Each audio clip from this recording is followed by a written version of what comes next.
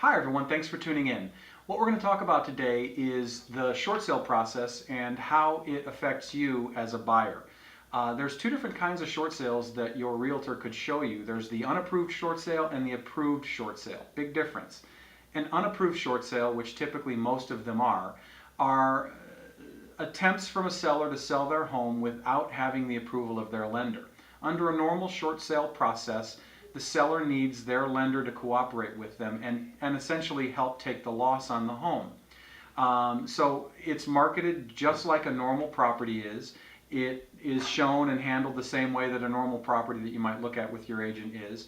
However, when you make the offer, there's a contingency on it that expects or asks for bank approval from the seller's lender. There's a lot of things that have to happen before the property is ready to actually even be close to closing, and a lot of them have to do with the seller qualifying.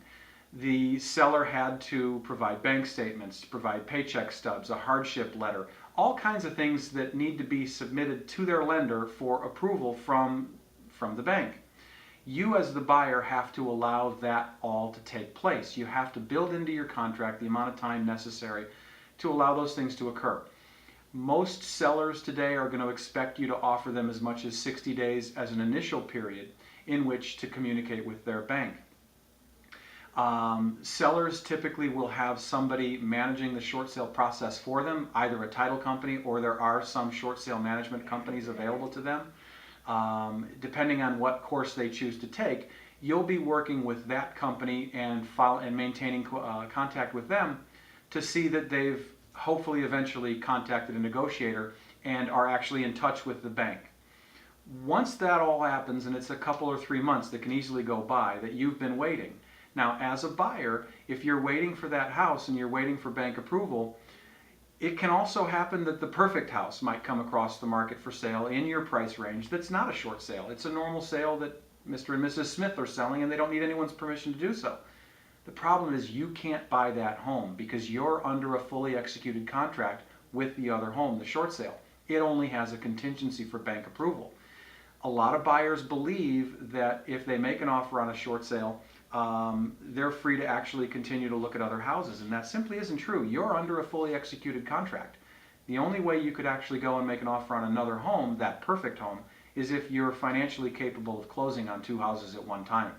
Because if the bank came back on the short sale offer you made and accepted your offer, now you have a fully executed contract with no contingency of bank approval, and like other contracts, it goes towards closing.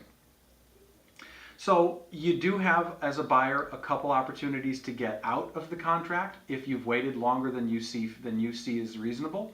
Most contracts have 45 to 60 days where they'll allow you to get out. And again, that's customary that a seller would expect that. You don't necessarily get a great deal when you're buying a short sale property, and this needs to be brought up as well. In order for the property to qualify and get approved on that short sale, the bank is going to get involved. The seller's bank is going to get involved, and they're going to actually value the property. They're going to do what's called a BPO, or a broker's price opinion, to help establish value of the property. And if the BPO came back at a number that's near or at your offer price, then things move forward. However, if the BPO shows the house is actually worth more than you may have offered, the bank will actually come back to you in the form of a counteroffer, just like any normal seller might have, and it's up to you as the buyer to either accept or reject that counteroffer. But again, this can be 2-3 months down the road before that ever happens. So once the BPOs are done, the property's been valued, we'll assume for purposes of this discussion that your offer was in line with what the BPOs established the value to be. There's even more that has to happen before you're actually under a contract that can really close. The seller now has to be willing to accept the terms provided by their lender, and those terms can be pretty steep. Sellers are sometimes asked to make cash contributions at closing. We've seen as little as $1,000 or $2,000 or $3,000. We've heard as many as hundreds of thousands of dollars. Of course, it depends on the value of the property. But the seller could be asked to bring cash to closing. They may not be able to do that. And if they can't do that, either A, you, the buyer, pays that money, or the contract dies. Now you've waited 2 or 3 months. The perfect house may have come and gone. You couldn't act on that, and you still have nothing because the seller can't comply with the lender's demands. Another lender demand these days is a promissory note. They could be asked to sign some kind of a note with maintaining the obligation to continue to pay after the seller has even closed on the property. A lot of sellers aren't willing to do that anymore. So just getting bank approval is one thing. It's bank approval with seller's terms being agreeable as well that you have to get through. Now, once all that's happened and is agreeable, then the process takes on a much more normal feel. You get inspections. Like 96% of the buyers out there who do a mortgage when they purchase, the property has to be appraised. If the BPOs and the price that you agreed to are higher than what your bank actually appraises the purchase for, most of the time the seller's lender will adjust down to your appraised value. That's about the only chance you actually have to potentially get the property for a little less than what you agreed upon on paper.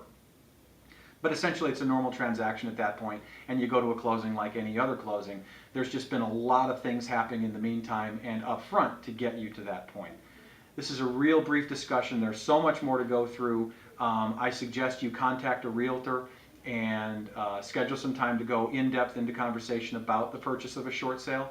But in any case, I hope this maybe shed a little light on it. And thanks again for tuning in. If you have any other questions or if you need any other information about your specific needs, please feel free to email us, blog@chenoregroup.com, and we'll get back to you as quickly as we can. Thanks again for tuning in.